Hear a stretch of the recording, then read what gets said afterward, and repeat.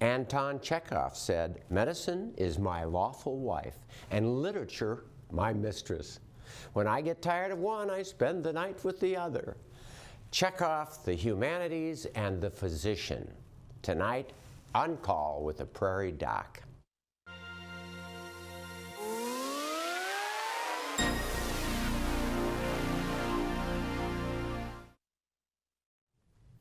Good evening and welcome to On Call with the Prairie Doc.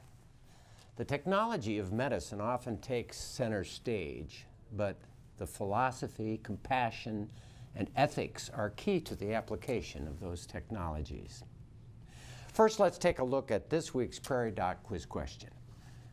Veracity is a term in ethics that means what? A, how fast medical attention is applied in a situation. B, the difference between urban and rural medicine.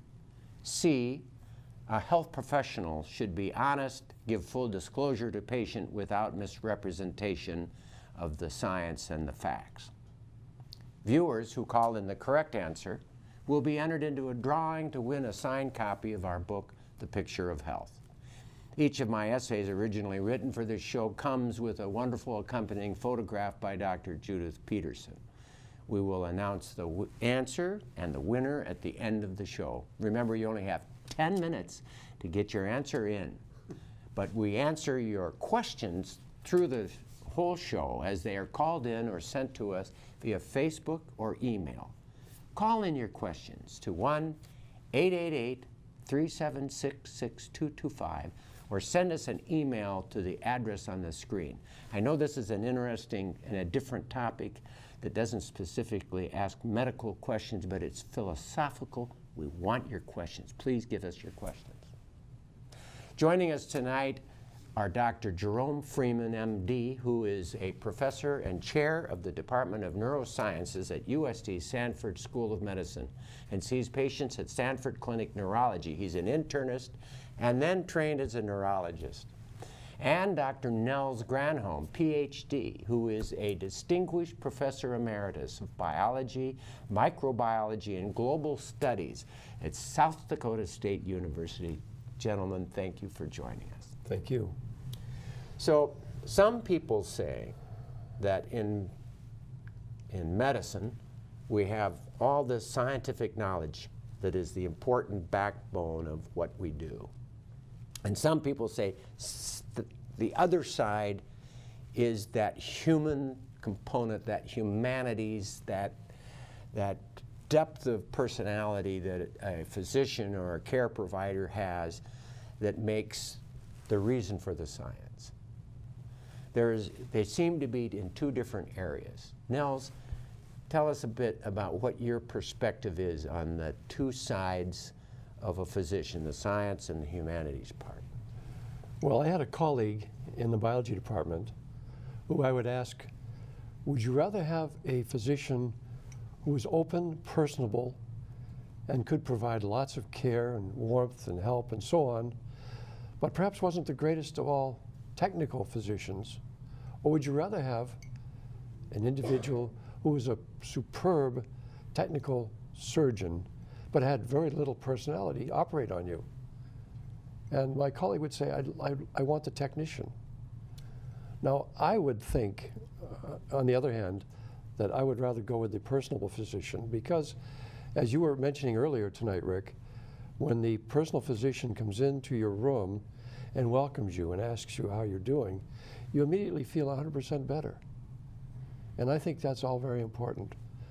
So given one or the other, I would go with the more personable physician.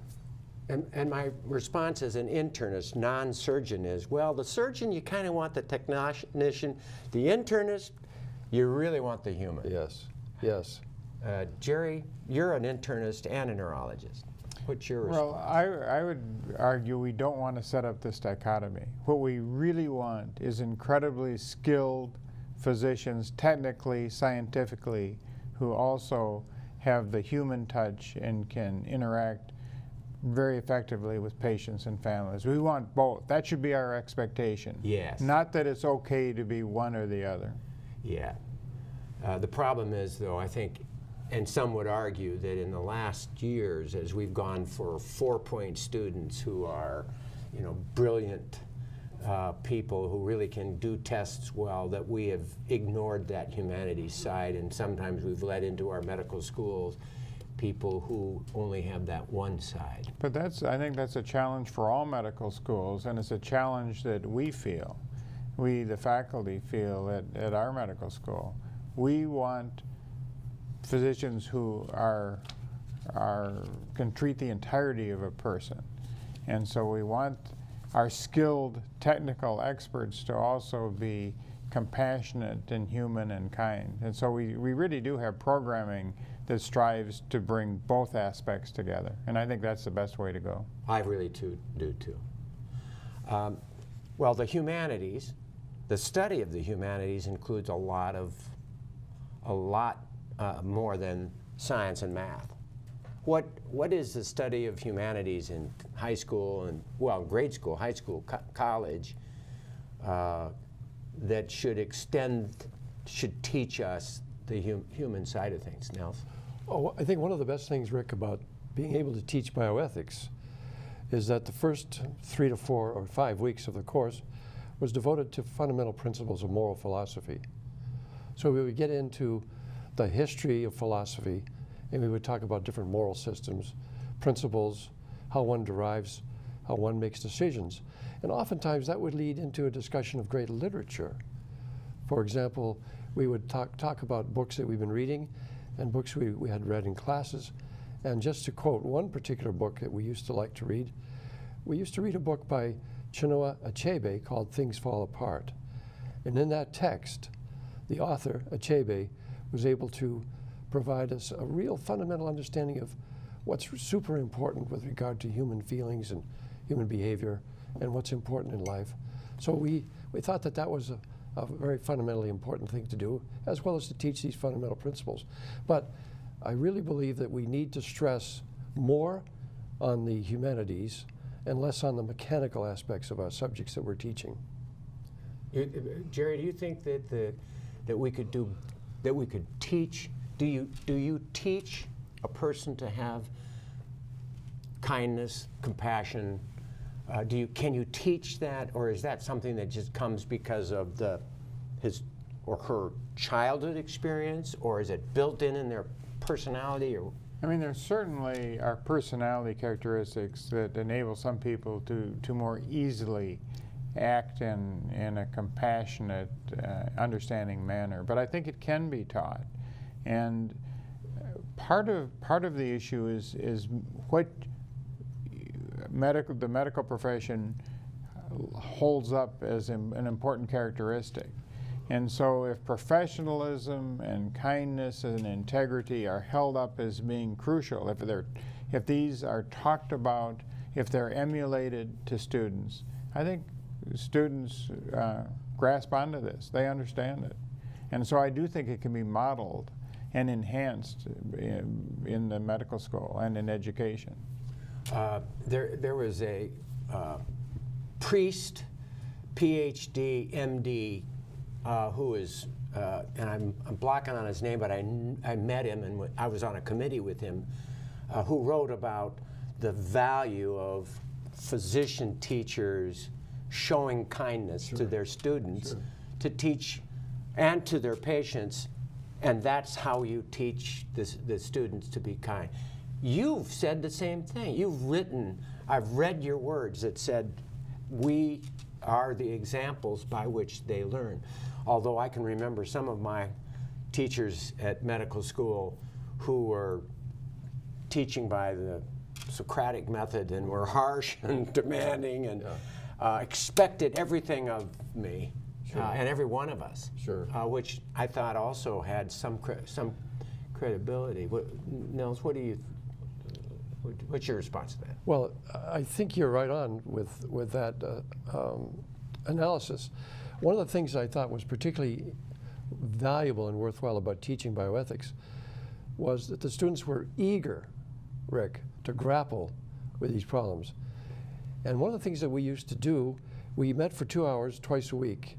During the first hour, we would introduce the subject of the day, we'd have a little talk about what the experts said about it and what the philosophers said about it. And then the second hour, we would deliberate specific case studies. So the students would they'd break up and work in groups of 4 to 5, and they would deliberate a particular case.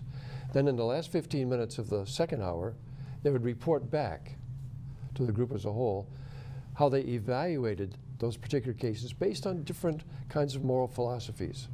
And there was so much enthusiasm going on during those meetings and so much good stuff that would be occurring that even after the period was over, the 11 o'clock bell rang, they would go down the hall still arguing the cases. So I thought that was really interesting. And I thought it was a very good sign of we were accomplishing something of great value. Making a difference. Yes. Jerry, you've taught ethics in the same manner, I'm sure. Well, and what Nels is talking about is the power of human lives, human story. And rather than just dealing with abstract principles, if we talk about what actions mean to people, what struggles take place when you're trying to decide what to do and not to do, it's very compelling. It's compelling for students, and it's compelling for clinicians. So I'll give you a story. So I'm an intern, and I'm asking you to give stories too. So I'm a brand new intern, and the oncologist is a Dr. Keller from Emory, and I think he's still alive. And I've heard the same story from multiple other doctors who were out there that he taught, and that was watching that man with the compassion and the empathy and the willingness to help a man through, or a patient through their dying process. And watching him as he had the science behind it, but it was the loving kindness that he just emulated. And then he turned it on us. And it was that teacher that still sticks in my mind as one of the best teachers I ever had. I think all of us have had those experiences. And the thing about the kindness you mentioned is it's not just being compassionate or empathetic. Kindness is what we do and how we do it, but it's an action. It's an action. And that's why I think it makes it so much more powerful. We all know when we're treated kindly or not. Yeah, yeah. My wife says, when someone says, what's church or God? And she says, love in action. Mm-hmm. That's it. Mm-hmm. There is a tendency these days to feel isolated, away from others, and making discussions about them and us. But wouldn't it be nicer, world, if we listened to? The number one reason I think literature is important to all people is because through literature we learn empathy. And empathy is about feeling what other people are feeling, getting inside someone's skin and processing what they're thinking and feeling.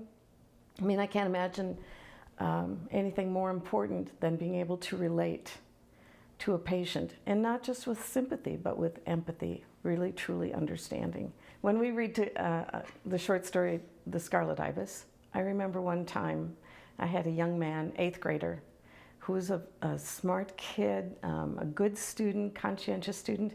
So I know he'd be successful. He was a successful student. But at the end of the story, he put his head down on his desk and he cried. And I thought, this kid is empathetic.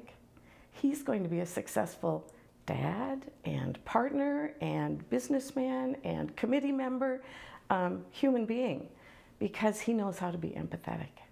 I think there is a real concern in today's culture that we're not empathetic enough, that we are more concerned with our own feelings. And I think that it's so important that we remember that being empathetic means being a better human being.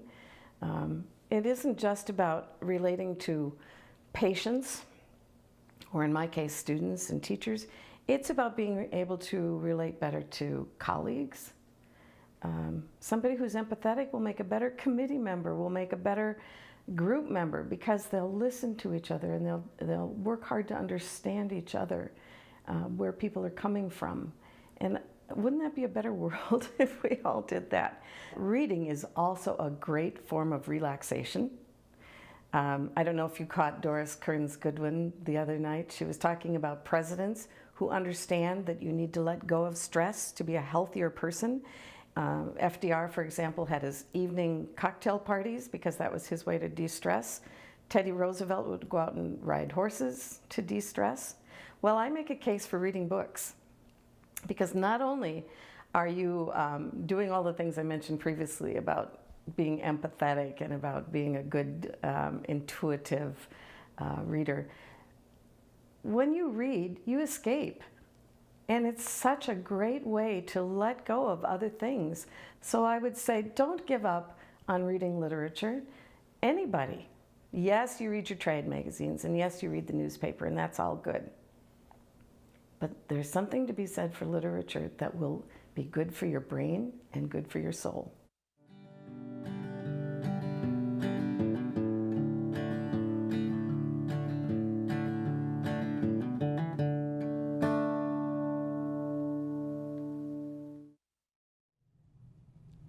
Thank you, Becky, for that wonderful comment. I think what she said about listening was so very powerful, and empathy.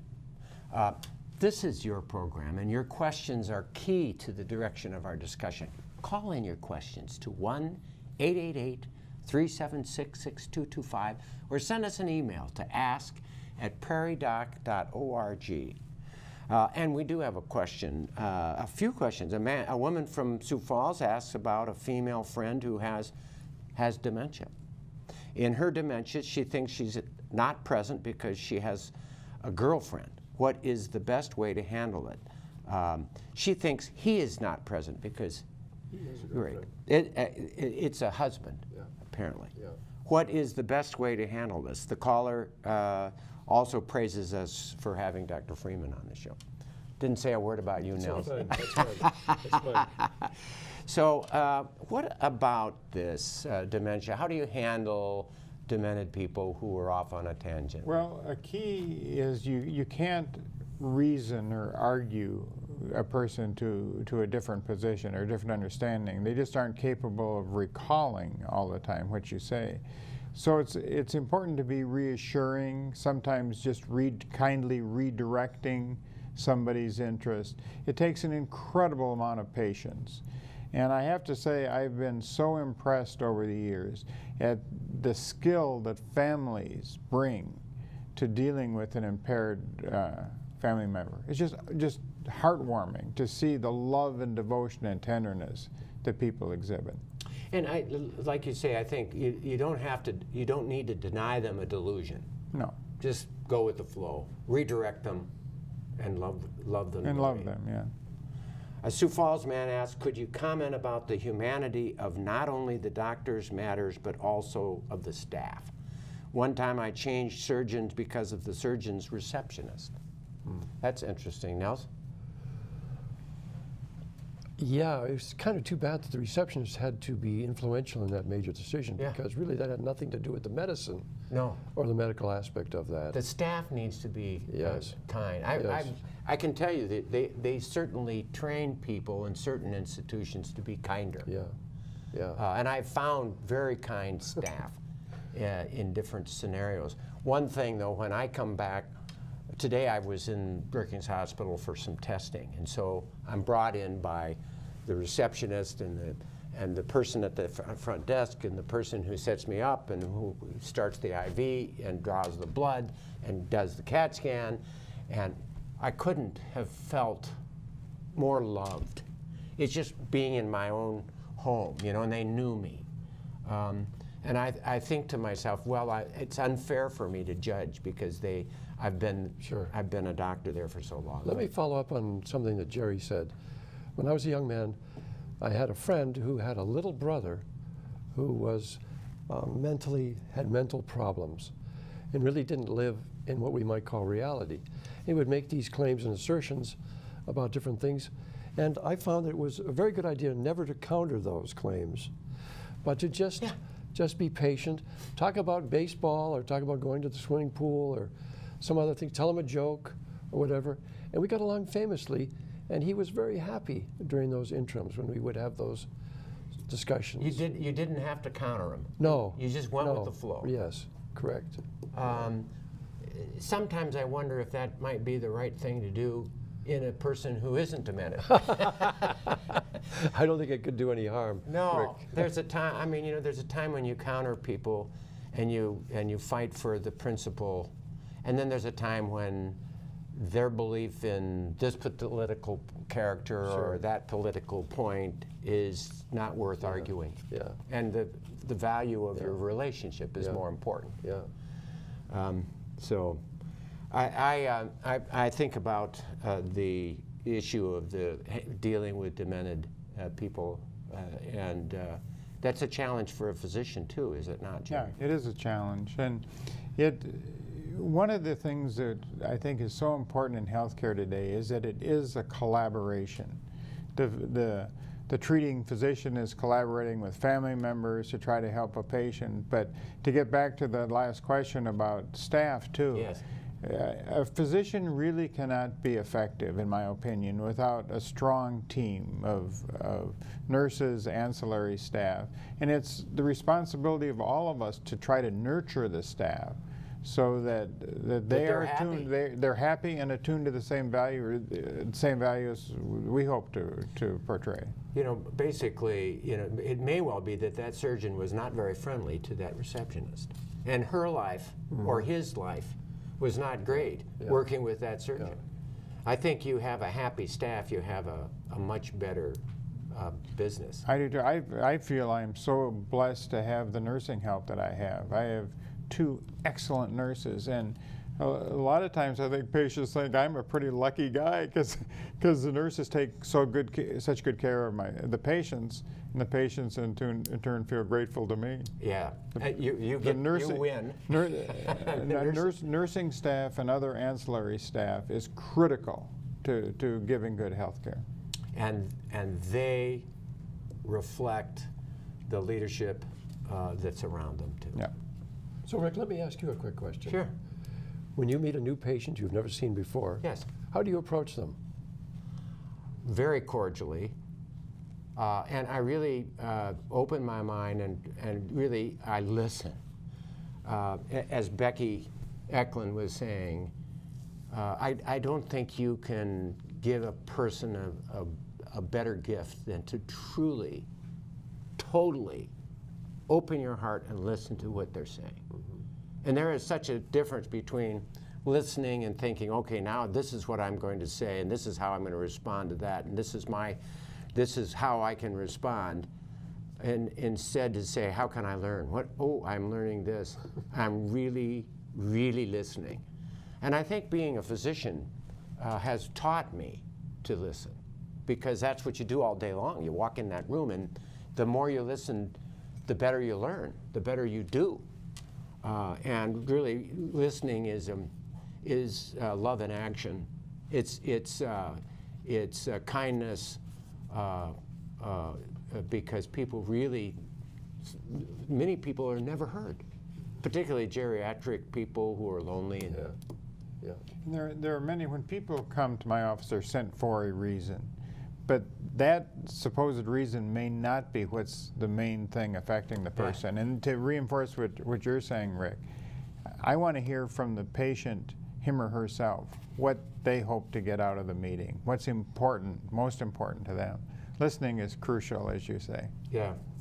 I had a question earlier about panhandlers. So this is an ethical dilemma. My wife and I were in Memphis visiting, she was at a medical conference and I was at a tag-along. It was great fun being a tag-along. And we ran into some panhandlers. We also saw panhandlers as we came into Brookings on the way home. And my answer has always been, turn my head away, no thank you, and they go, no harm, no foul, or they turn away, or they swear at you. I'm not, it depends. But I've always thought that really when a person is an alcoholic, for example, sometimes family has to let them hit the bottom before they pull themselves out. And we read an article together today that said, that a man who had been on the bottom and had been a drug addict and had found his way out always gave them something, and that we should be kind to them. Sure.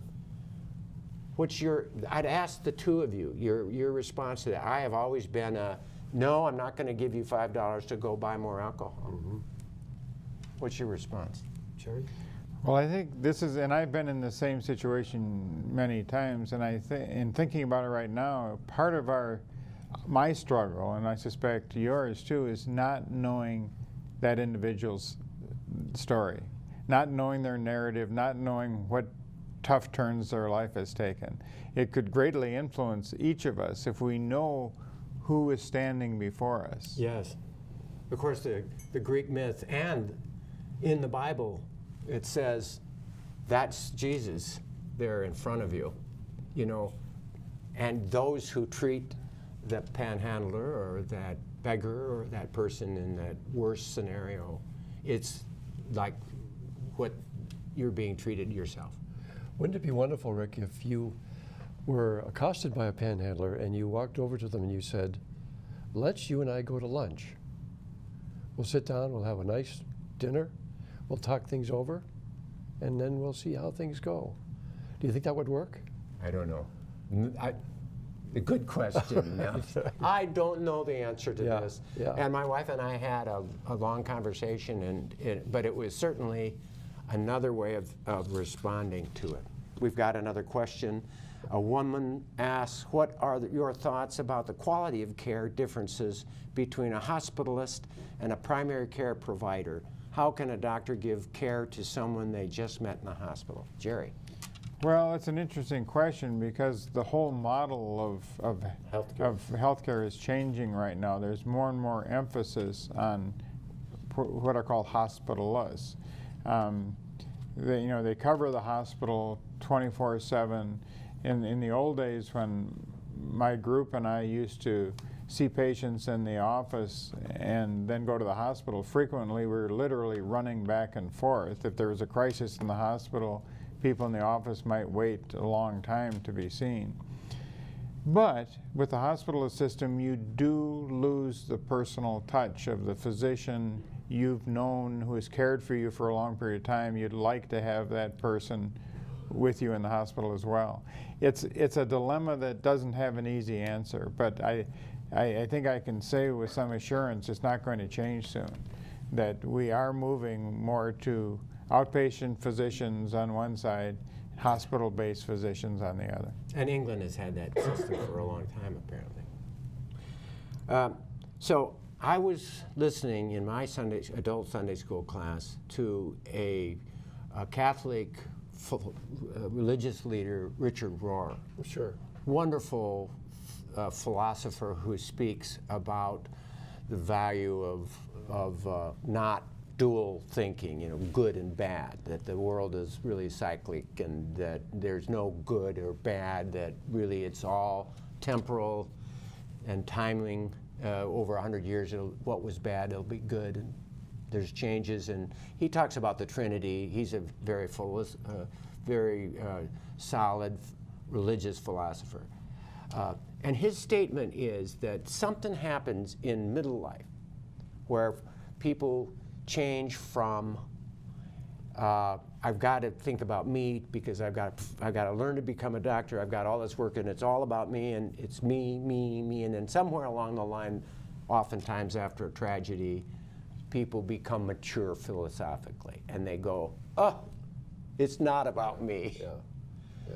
What do you think about that, Nels? I mean, some people reach that point, I think, a lot earlier. Some people never reach that point. I would wonder if you could reach that point without having a tragedy in your life. Yes. And I think one way you might be able to do that, Rick, is through the analysis of these moral philosophies that form the basis of ethical theories. And you did a nice job of this in your book when you talked about ethics. You talked about virtues, you talked about fundamental principles of ethics, and you talked about utilitarianism. My own particular view on all of that is that I would prefer, if possible, to develop a series of moral principles and to adopt those for different scenarios and for different circumstances. I'm not real keen on the utilitarian method. No. I'm not real keen on the greatest happiness principle. So I was interested in and heart-warmed by your analysis in your text of the ethical principles that you've used. No. Thank you You're for quite- reading you're my quite book, welcome. and thank you for mentioning it yes, on air yes, about you're it. quite welcome. I tried to write in an understandable way, and Yeah. the problem with utilitarian is do the most good for the most people. Yeah. Problem with that is you can justify almost anything. Yes, you can. You can. Jerry, any comment? Well, I think there's a lot to be said in life in general, but in medicine for wisdom and experience. And as physicians become more experienced in the care of people, they begin, I think, to become more reflective. Our major medical journals, the Journal of the American Medical Association, New England Journal, the Annals of Internal Medicine, all of them now have columns where experienced physicians usually are writing in and reflecting on what it means to be a doctor, what it means to be a patient, and how we should best treat people. I think it's a voice of wisdom and experience that can benefit all of us. Right. And those are my journals. I love that you mentioned it. Their only other journal, which you used to be the editor and write those same kind of articles, was the South Dakota Medical Journal. Just to comment about, thank you for those years of being the editor for our South Dakota Journal. Telling stories of fiction is often an effective method to explain a real-world situation that is difficult to examine any other way. Hello, I'd like to welcome our son Eric to the show. Thank you for joining us. Yeah, thanks, Dad. Thanks for So inviting what me. do you got for us today? Well, I made a theatrical adaptation of a short story by the great Russian doctor Anton Chekhov. He was an amazing figure because he maintained his medical practice throughout his career as a really innovative playwright and short story writer in Russia in the late 1800s. So I got this excerpt from the play. It's called Ward Number 6. You be the doctor, I'll be the patient. Right, the madman, right, exactly. It's set in an asylum for the mentally ill in the late 1800s in rural Russia. And go ahead, give us a little of the, let's give it a try. All right, give her a try. Okay. The doctor has come. Finally, kill the rat. No, killing's not enough. Drown him in the outhouse. What for? What for, you thief? Calm down. I've never stolen anything. Why do you keep me here? Because you're sick. Well, maybe I am, but hundreds of madmen walk around every day and you can't tell the difference. So we represent the madmen like scapegoats. Where's the sense in that? Well, maybe you're right. There isn't a lot of sense to that. Release me. I can't. But why not? Well, I could, but what good would it do? I mean, since prisons and madhouses exist, someone must sit in them. If not you, then me, or if not me, some other third person. Better times will come. I won't say it very well, you might laugh at me, but the truth will win and we'll celebrate it. You and I will be dead by then, but somebody's great-grandchildren will see it. There will be no more prisons or madhouses, and no windows will ever again have bars on them. I salute you, great-grandchildren. Forward. From behind these bars, I bless you. Long live the truth. You know, in all the time I've lived in this broken little town, this is the first person I can really talk to. Your faith is inspiring, and with faith, I'm sure you can live beautifully, even locked in a cage. I mean, free and profound thought, comprehension. Comprehension? Can you really imply that Ivan is suddenly seized with something, clutching his head and curling up in his bed. What's wrong? Leave me alone. I don't want to talk to you anymore. But why? The devil with you. Go. And so, Dr. Andrei Yefimich Rabin left. He didn't know it then, but his fascination with this madman would change the doctor's life. Ba-ba-ba. Ba-ba-ba. It's so interesting to read the fiction from a medical physician in an era before Freud even, and before we started developing the medical language of mental health. It seems like Dr. Chekhov was using literature to discuss medical issues that he didn't have formal medical language or even training for. Right, and I think you see that throughout the history of literature. You look at the Macbeths, who had a sort of post-traumatic inability to sleep, maybe led to their losing their grip on reality. Mm-hmm. Or Iago, who is a sort of prototype for our understanding of psychopathology. I mean, narcissism turned violent, like we even see still today. Yeah, and I think Chekhov was doing a similar thing to Shakespeare, looking at this wide variety of humanity, rich and poor, and kings and peasants and that sort of thing. But in Chekhov, there are no villains. You could argue it's even more subtle. There's just flawed and sick people. I mean, human beings. Human beings. Yes, that's right. Well, very interesting. Thanks. Thank you. Thank you so much Thanks, for doing guys. this for Yeah, us. thanks for inviting me. Appreciate it, buddy. Okay, love you guys.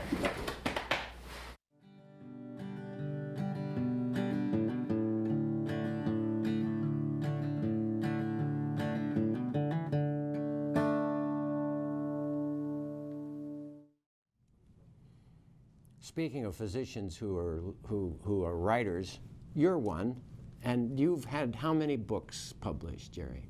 I've had, I guess, 4 books of essays and 5 of poetry. So, and my question is always, poetry, how does it differ than an essay? I mean, is it more concentrated? Do you work on the rhythm? What is it that makes it poetry? Well, we work on both, but I like to think of poetry as being a very short little story, an encapsulation of some human experience. I much rather write about fear or anger or love than I would about a beautiful tree, for instance. Mm-hmm. I think human emotion lends itself very well to these short snippets of hopefully understanding and realism. Opening your heart to... Opening your heart, opening your mind to... As you were reading Chekhov, I was thinking how utterly complex our lives are. All of our lives, our patients' lives, our own lives. And it's such a challenge and a gift to be able to try to peer into each other's realities and offer help and sustenance. To break through that complexity and get Yes. right down to the human element. Exactly, Nels. Yeah. Yes, yes. Well, and we don't get that complexity really. Well, we have it in our own lives, but I mean, we don't. I mean, literature does bring it to us. Yes. I think that's one of the Yes. most important lessons of it all. I think your son Eric did a marvelous job, Rick. Well, thank And you. it's pretty apparent to me that Eric is your son. He's related. Yes, Okay. yes, yes. Okay. But let me Cornball. talk about one text that I think is particularly worthwhile relative to this discussion, and that is Mary Shelley's Frankenstein. Yes. And last year was the 200th anniversary of the publication of that text, and we reread it in our honors literature Yes. circle. The point about that, it's so compelling, is that Victor really wanted to create new life. And when he did create new life, the monster became unavailable to him in the sense that he no longer took responsibility for his creation. So it's a very valuable lesson there, Rick, with regard to science and the humanities. Yes. First of all, do no harm. I mean, Yes. he caused all the complexity was all of the Yes. cascade of Yes, sadness that Yes. followed his effort to try to do right, good. right. As a story like that, or when I teach a class in the med school, medicine and humanities, Yeah. and the students just love it. We use short stories, a novel, poetry, video, and it's amazing to me the discussion that takes place. These stories, these accounts, just it's like a wellspring Yes. of enthusiasm comes forth, wanting to tell about the students' own experiences, their lives with patients and their teachers. It's very valuable. And I hadn't read Frankenstein for years until you told me to. Oh, good. Some years ago. Now, when you were mentioning your 5 books, was the book that you and Dr. Olson and That was, I didn't count that one. So your 6 books then? That was an anthology that we did for what was called a capstone course at Augustana University. It was on life, death, and dying. And 4 of us faculty collaborate on that book, and we used it as a text for many years. We're getting ready for this evening session. I reread some of your book. Oh, is that right? I Now? loved it. I loved your book. Thank you. Yes. Thank you very much. Yes, yes. All right, we have a bunch of questions and we need to roll through them pretty quickly. So here they come. What do you think of the concept of physicians firing patients because of a variety of reasons, like the patient missing appointments or being frequently late or not following physician's orders like immunizations or smoking cessation or diabetes control? I think we should go to great lengths not to fire patients. We should try to reach a common ground. You know, I was just talking about the complexity of people's lives. Well, the people who miss appointments or are non-compliant or don't quit smoking, it's not always because they don't want to. It's often because they cannot do what we want them to do for some reason. And so I think it would be much preferable, to the extent possible, to reach some accord and understanding and compromise, rather than an abrupt firing. Right. You know, one of the things that physicians are getting rated by how good we are at doing what we are, and of course, controlling the diabetes. If your patients do better in control, then you, the physician, get a better grade. Except then it encourages you to fire the sick ones and just take care of the well ones. I've seen that happen. It's so there's got to be a better way. Can anything? Let me make a comment. Yeah. In your text, you had a comment about lots of people are in a situation they can't extricate themselves from because they don't realize that they're in it. Yes. And so we must never give up on people. A physician should never, ever fire a patient. I agree with you. And I say that if that physician is firing that patient, the patient should say, well, I'm firing you first and find another doctor, because that's the time to move.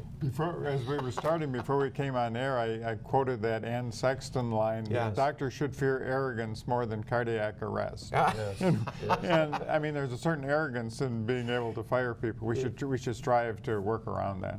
What is familial tremor, Jerry?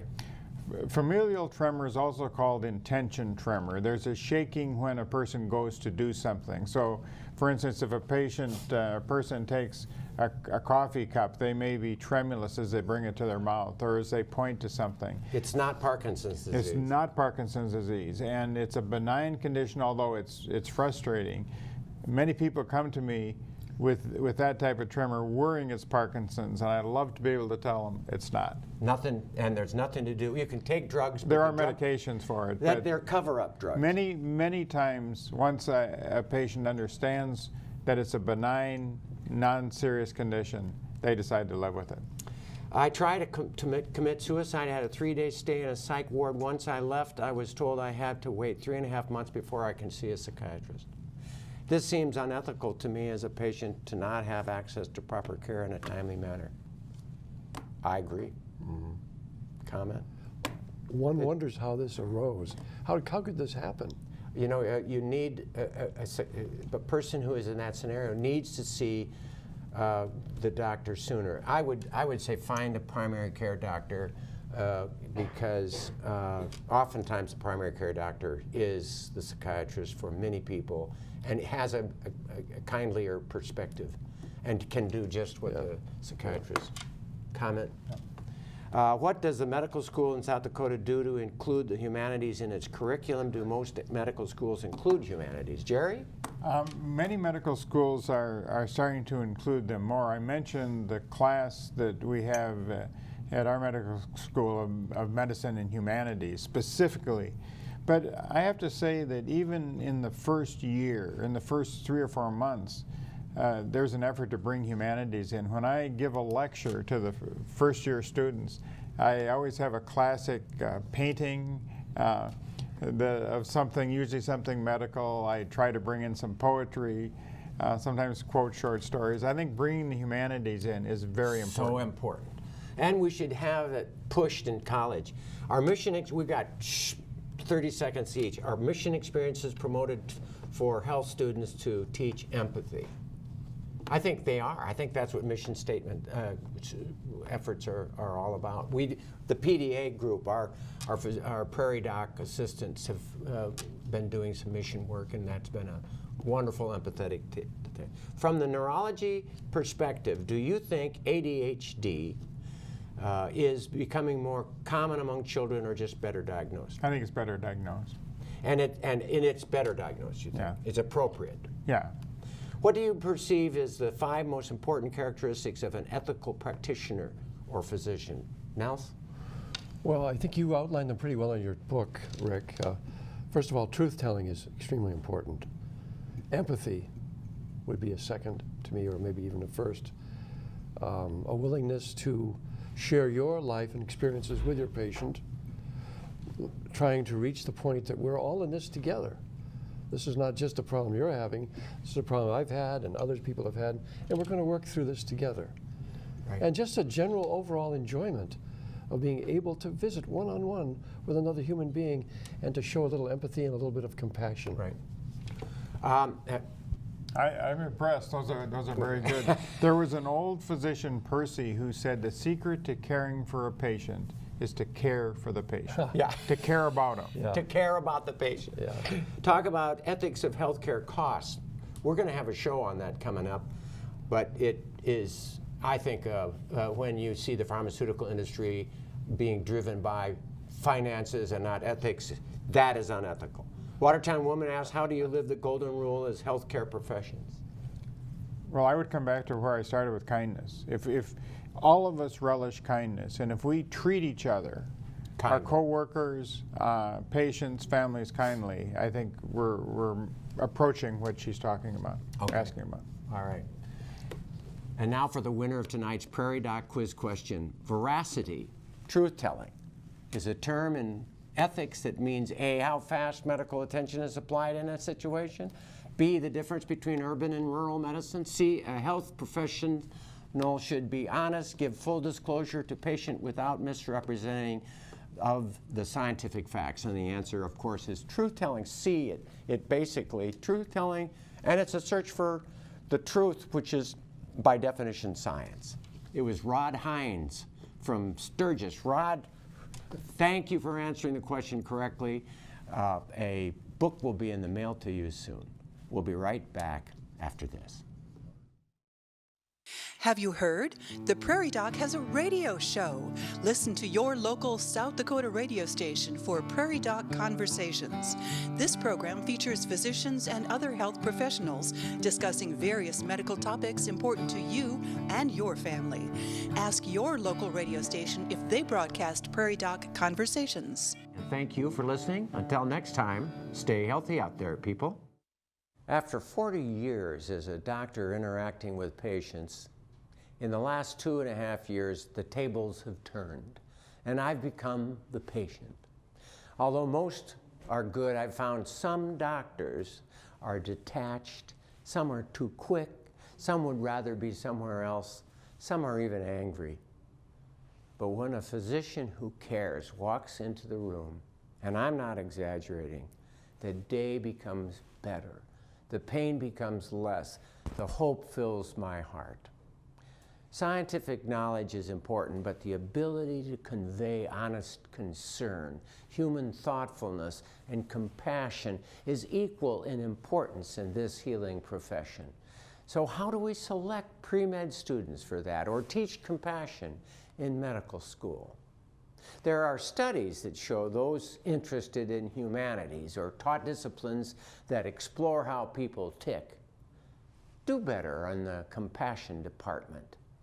These disciplines include history, literature, religion, ethics, anthropology, psychology, cultural studies, and the arts of theater, film, painting, and poetry.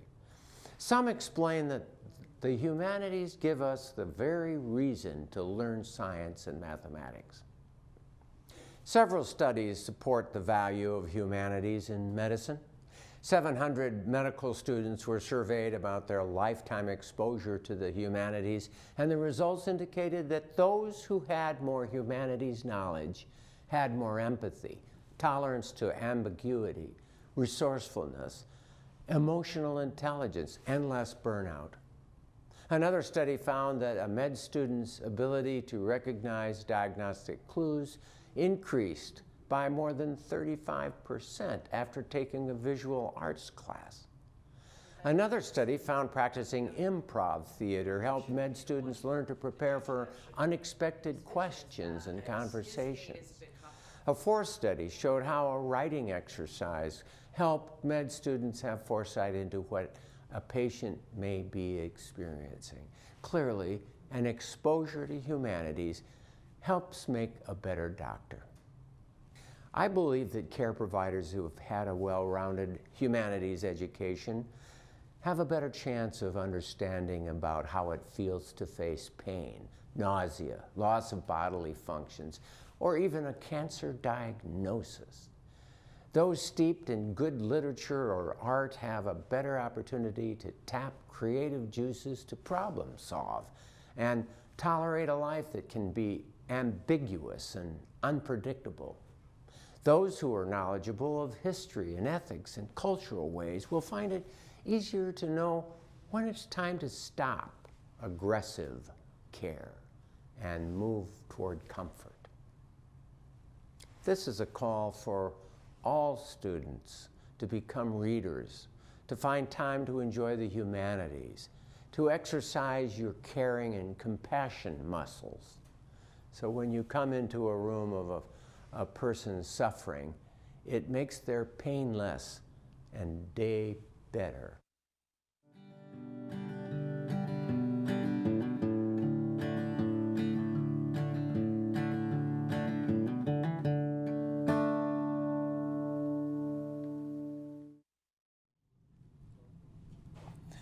A big thank you to our guests, Nels and Jerry, for volunteering to come to our studio in Yeager Hall on the campus of South Dakota State University.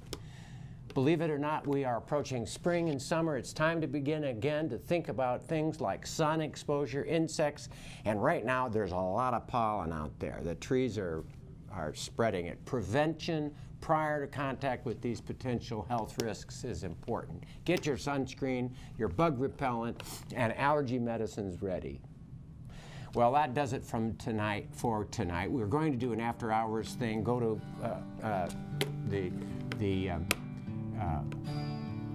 say thank you, bye, he tells me. From all of us at On Call with the Prairie Doc, until next time, stay healthy out there, people. Have significant pulmonary problems, lung disease, and sleep disorders. Next time on Call with the Prairie Doc. All of us want our family, neighbors, and friends to have the ability to make appropriate decisions about their health care. To do so, they need access to information from reliable sources like Dr. Holm and his guest physicians. Hello, I'm Stephanie Herseth-Sandlin, and I serve on the volunteer board of directors of the Healing Words Foundation, a 501c3 organization established to support the work of the Prairie Docs. With your charitable donation, you can help the foundation continue to offer free and easy access to the entire library of Prairie Doc health education programs.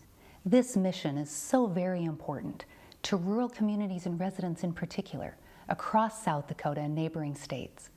Please consider a personal or corporate gift. Just go to prairiedoc.org to find more information on how you can help. Thank you.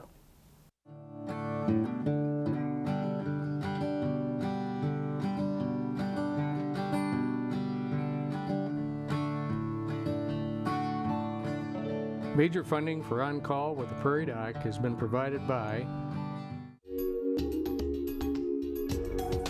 Avera is a proud sponsor of On Call on South Dakota Public Broadcasting.